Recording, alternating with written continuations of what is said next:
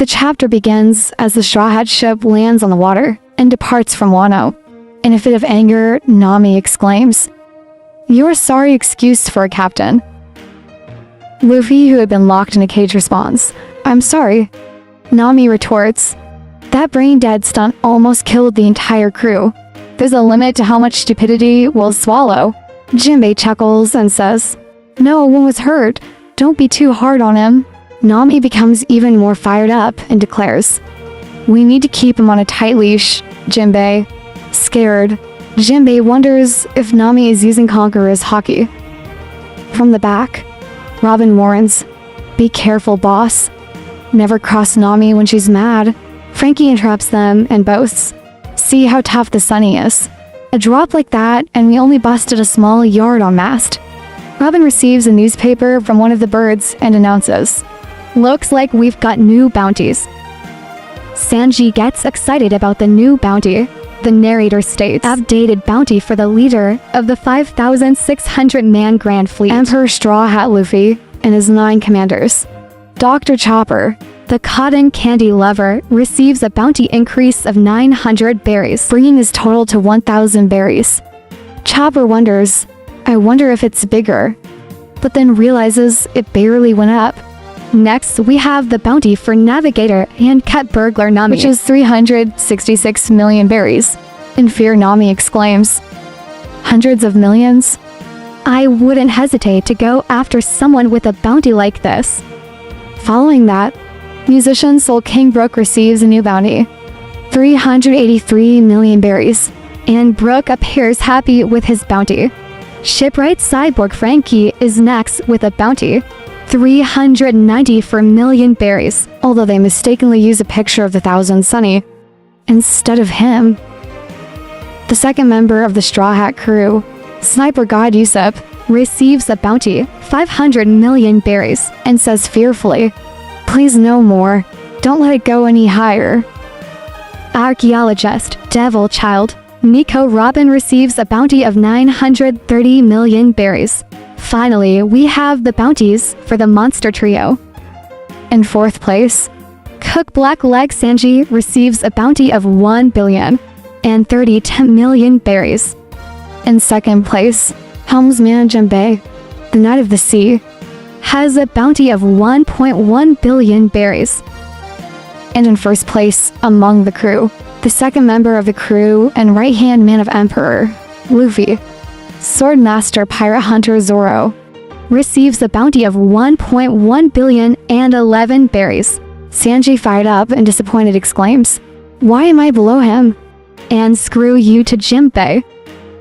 Jinbei asks, "Are you okay, Sanji? Is something wrong?" Zoro smiles and remarks, "Forget him.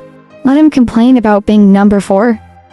Meanwhile, Fleet Captain Emperor Straw Hat Luffy receives a bounty of 3 billion berries. Luffy, still inside the cage, cries out, "I said sorry. Let me out already. I'm hungry."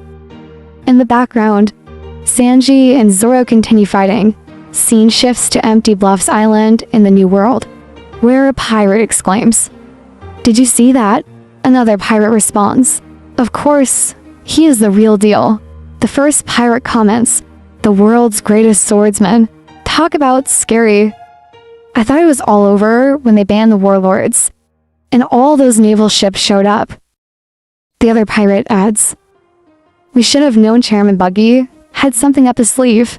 Meanwhile, Emperor Buggy, the bombastic clown, is crying and pleading, "Hold on, please. I will do anything. I'll even lick your boots clean. Just let me live." Buggy is accompanied by his right-hand man, former warlord Mihawk, and his left-hand man, former warlord Sir Crocodile. Crocodile questions Buggy, saying, "Crossguild was supposed to be under me and Hawkeye. So tell me, why are you considered the boss, Buggy?"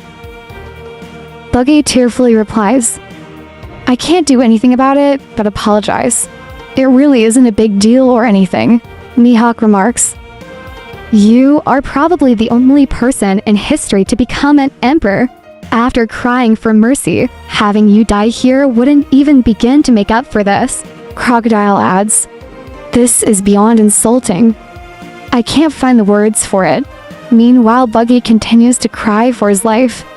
Mihawk warns, "Don't make unreasonable requests." Galdino, another member, says, "Oh boss, it's so nostalgic to be serving you again." Buggy angrily retorts, "Galdino, how could you turn on me?" Galdino responds, "I don't recall ever officially joining your crew officially." Buffon, another member, asks, "Since the chairman's gone, what are we meant to do?" Another replies, "Naturally we follow Crocodile." Crocodile remembers the past, and the scene shifts to Gloom Island, where he calls Mihawk, and laughing says, "I hear you have lost your warlord perks, Hawkeye?"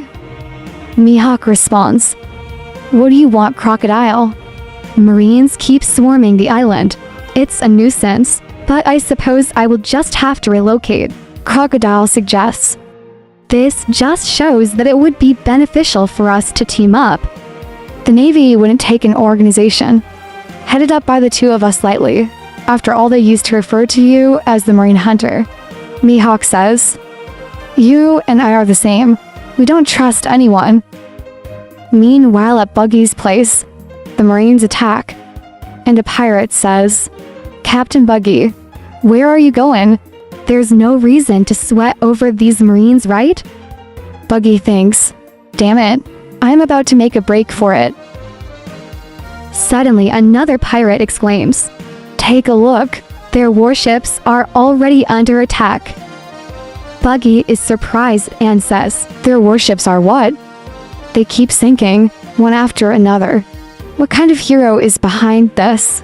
Suddenly, Sir Crocodile, the former warlord, appears, shocking all the pirates.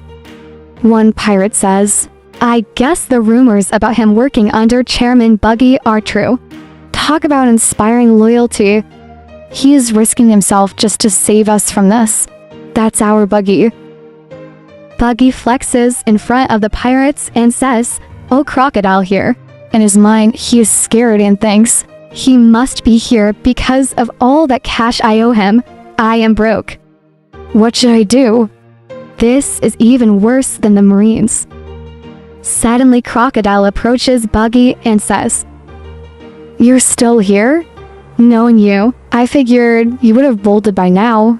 Buggy replies scared, "I know business at Buggy's delivery might look all hunky-dory, but the truth is we have got many mouths to feed. And all the giants who were our top earners just quit." Crocodile threatens, "If you don't have any scratch on hand, I can always sell you into slavery." An apprehensive Buggy says, "Don't say stuff like that. We are old prison buddies, remember." Crocodile asserts, "I already did you a solid by agreeing to lend to you. If you can't pay me back now, you will take full responsibility. I am about to form my own company, and I need the capital." Buggy stands up and suggests, "Then why not let me join? You could acquire my company to help start yours. It may not be much, but you'll get a former warlord serving you. I will work twice as hard to pay off my debt." In his mind, Buggy thinks, it's always good to be flashy and yet get the word out with a bang. We have got all sorts of people that can help with that. Advertising experts, printers, couriers. You can work us to the bone for free. Angrily, Crocodile shows Buggy a flyer and says, "And this is the flyer you had them send out, right? You sure stand out, Mr. President. It's not what it looks like. I didn't mean for this to happen." He punches Buggy in the face and continues, "If it isn't deliberate, then explain." Buggy says, "It wasn't me, I swear. My employees just love me too much. I was as surprised as anyone when I saw it." Buggy remembers when one of his pirates joyfully shows him the flyer, and Buggy says, "Hey, what's with that flyer?" The pirate says, "I couldn't stop myself from giving you that up billing, boss. We have already sent it out to every corner of the world." Buggy becomes shocked. The scene shifts to the Navy HQ, where a Navy personnel says, "This Buggy character, in addition to being a mastermind of the mass escape, from impelled down, was also a member of the Pirate King's crew. That's how he formed a close bond with one of the Emperor's red hair, and now reports confirm that Crocodile came to his aid at Empty Bluffs Island. Our tapping divisions have also verified that Crocodile and Mihawk made contact. Their new marine hunting movement has already garnered financial backing from a number of shady organizations. When you factor in all the rebellion we are already dealing with, the Cross Guild is undoubtedly a massive threat. One Marine asks, "What bounties are we issuing for these three?"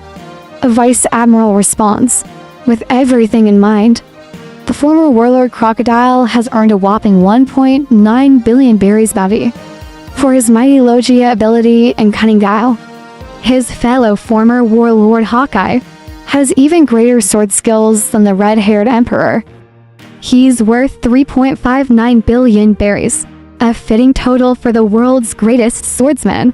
As for the Buggy, the bombastic clown, considering his formidable pedigree and the fact that he got these two to yield to his authority, we have given him a bounty of 3.189 billion berries, making him one of the two newly recognized emperors. Along with Straw Hat, the world government considers him an extremely dangerous individual." The scene shifts back to the island, and Crocodile says, "An emperor, huh? You have certainly made a name for yourself, clown." Buggy cries and says, "I'm sorry, let me lick your boots." Mihawk suggests, "All things considered, we could take a different angle here. Having him take all the heat as a figurehead may not be the worst idea. I for one have no interest in the title of emperor, so long as I am able to live in peace."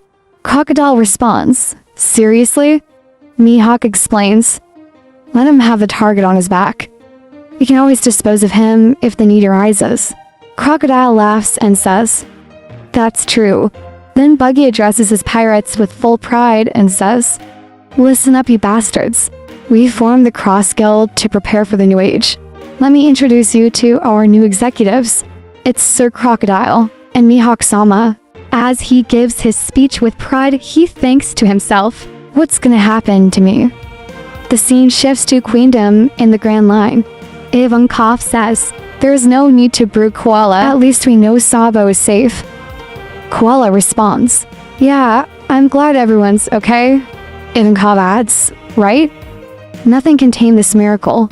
Morley chimes in, "I will never forgive that naughty Sabo for making a stew like that."